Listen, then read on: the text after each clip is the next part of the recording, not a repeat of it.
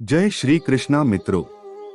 श्रीमद् भागवत गीता के पास आपके हर प्रश्न का उत्तर है।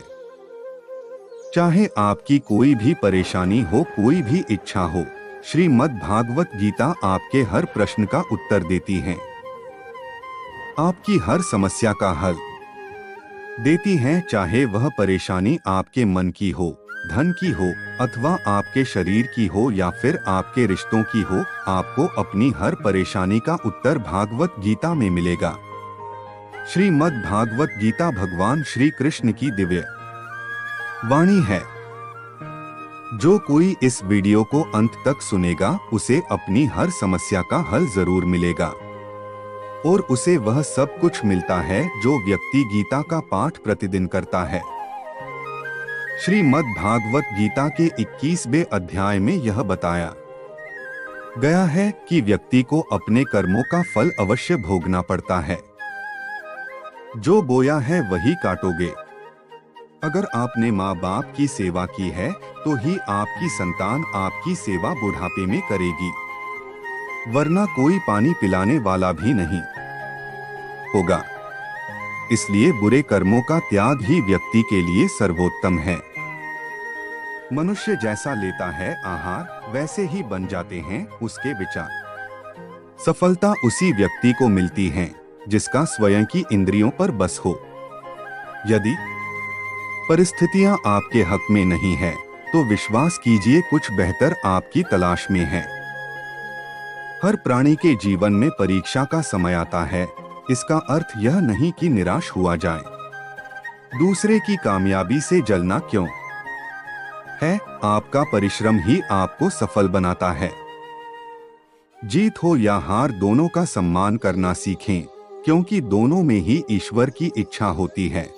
एक समय पार्वती जी ने पूछा है, महादेव जी, किस ज्ञान के बल पर संसार के सब लोग आपको शिव कहकर पूछते हैं? मृगछाला ओढ़े और अपने सभी अंगों में शमशान की विभूति लगाएं, गले में सर्प और नर मुंडों की माला पहने हुए हो। इनमें तो कोई भी पवित्र नहीं, फिर आप किस ज्ञान से पवित्र माने जाते हैं? तब महादेव ने उत्तर दिया कि हे प्रिय, सुनो, मैं गीता ज्ञान को अपने हृदय में धारण करने से पवित्र माना जाता हूँ। इस ज्ञान से मुझे बाहर के कर्म नहीं व्यापते। तब पार्वती जी ने कहा कि हे भगवान, जिस गीता ज्ञान की आप ऐसी स्तुति करते हैं, उसके श्रवण करने से कोई कृतार्थ भी हुआ है? महादेव ने उत्तर देते हुए कहा कि इस ज्ञान को सुनकर बहुत से जीव कृतार्थ हुए हैं और आगे भी होंगे। मैं तुम्हें एक पुरातन कथा कहता हूँ, तुम सुनो। एक समय पाताल लोक में शेषनाग की शैया पर श्री नारायण जी ने मूंद कर आनंद में मग्न थे। उस वक्त भगवान के चरण दबाते हुए लक्ष्मी जी ने पूछा, हे प्रभु, निद्रा और आलस्य तो उन पुरुषों को व्यापता है जो जीव तामसी होते हैं, फिर आप तो तीनों गुणों से अतीत हो। आप तो वासुदेव हो, आप जो नेत्र मूंद रहे हो, इससे मुझके बड़ा आश्चर्य है। नारायण जी ने उत्तर देते हुए कहा, हे लक्ष्मी, मुझको निद्रा आलस्य नहीं व्यापता। एक शब्द रूप जो भगवत गीता है, उसमें जो ज्ञान है उसके आकार रूप है। यह गीता शब्द रूप अवतार है। इस गीता में यह अंग है। 5 अध्याय मेरे मुख है, 10 अध्याय मेरी भुजा है, 16वां अध्याय मेरा हृदय और मन और मेरा उदर है, 17वां अध्याय मेरी जंघा है, 18वां अध्याय मेरे चरण हैं। गीता श्लोक ही मेरी नाड़ियां हैं और जो गीता के अक्षर है वो मेरा रोम है। ऐसा मेरा शब्द रूपी जो गीता ज्ञान है, उसी के अर्थ मैं हृदय में विचार करता हूँ और बहुत आनंद प्राप्त होते हूँ। लक्ष्मी जी बोली, हे श्री नारायण जी, जब श्री गीता जी का इतना ज्ञान है तो उसको सुनकर कोई जीव कृतार्थ भी हुआ है, सो मुझसे कहो। तब श्री नारायण ने कहा, हे लक्ष्मी, गीता ज्ञान को सुनकर बहुत से जीव कृतार्थ हुए हैं, सो तुम श्रवण करो। एक व्यक्ति था जो चांडालों के कर्म करता था और तेल नमक का व्यापार करता था। उसने एक बकरी पाली। एक दिन वह बकरी चराने के लिए वन में गया और वृक्ष से पत्ते तोड़ने लगा। वहां उसे एक सांप से डंस लिया, जिससे वह तुरंत मर गया। मरने के बाद उसने बहुत से नरक भोगे और फिर उसका जन्म बैल के रूप में हुआ। उस बैल को एक भिक्षुक ने मोल लिया। वह भिक्षुक उस पर चढ़कर सारे दिन मांगता फिरे। जो कुछ भिक्षा मांगकर लाता वह उसे अपने परिवार के साथ मिलकर खाता और वो बैल सारी रात द्वार पर खड़ा रहता। उसके खाने पीने का भी कोई ख्याल नहीं करता था और सुबह होते ही बैल पर चढ़कर फिर मांगने निकल जाता। जब बहुत दिन हो गए तो वह बैल भूख से गिर गया, लेकिन उसके प्राण नहीं निकले। नगर के लोगों ने देखा और उस बैल को कोई तीर्थ का फल दे तो कोई व्रत का फल दे, तब भी उस बैल के प्राण नहीं छूटे। एक दिन गणिका आई। उसने लोगों से पूछा, यह कैसी भीड़ है? तो उन्होंने कहा कि इसके प्राण नहीं निकलते, अनेक पुण्यों का फल दे रहे हैं तो भी इसकी मुक्ति नहीं होती। तब गणिका ने कहा कि मैंने जो कर्म किया है उसका फल मैंने इस बैल को दिया है। इतना कहते ही बैल की मुक्ति हो गई। तब बैल ने एक ब्राह्मण के घर जन्म लिया। पिता ने उसका नाम सुशर्मा रखा। उसके पिता ने उसे पढ़ाया लिखाया। उसको अपने पिछले जन्म की सुध थी।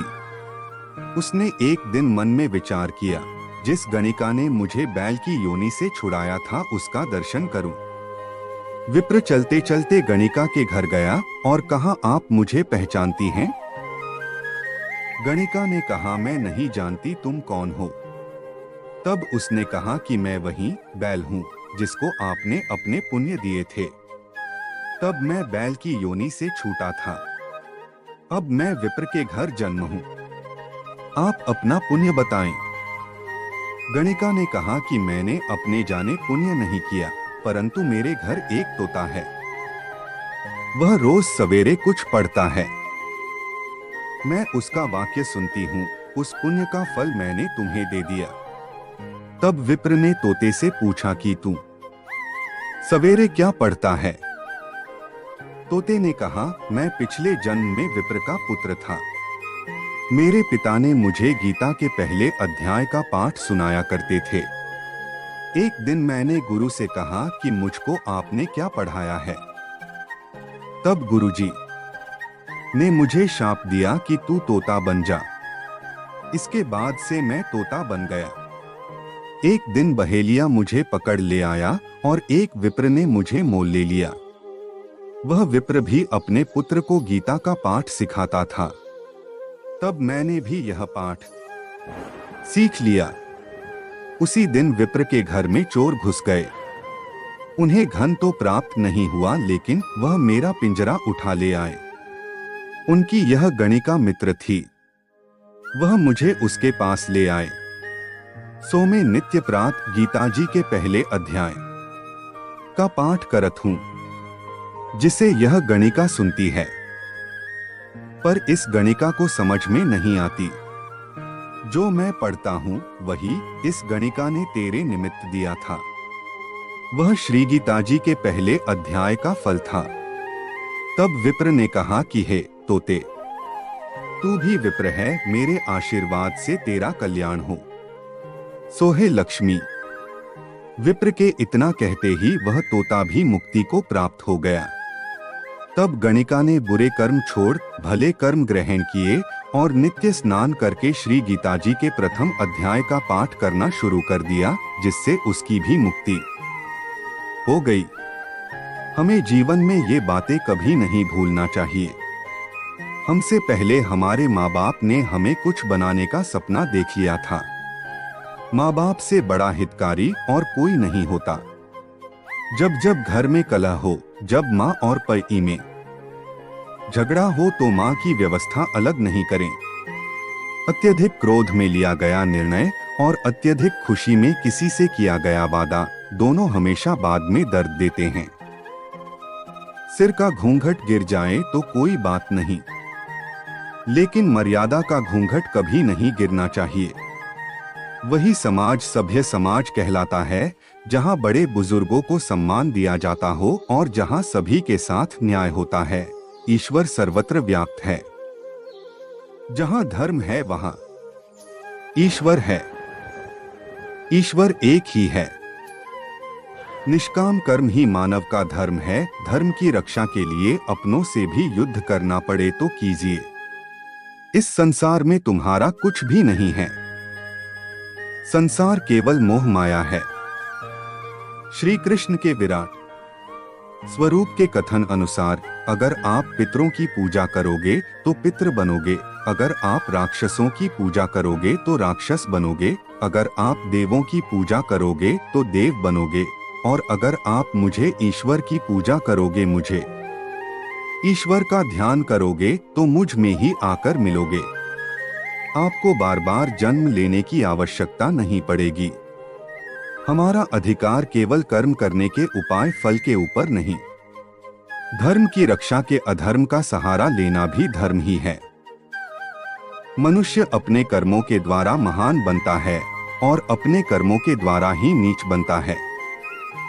भगवत गीता हमें सिखाती है कि व्यक्ति को सिर्फ और सिर्फ अपने कर्म के ऊपर ध्यान देना चाहिए और कर्म में करते समय हमें ध्यान रखना चाहिए कि जो कर्म हम कर रहे हैं वह हम सब लौटकर जरूर आएंगे।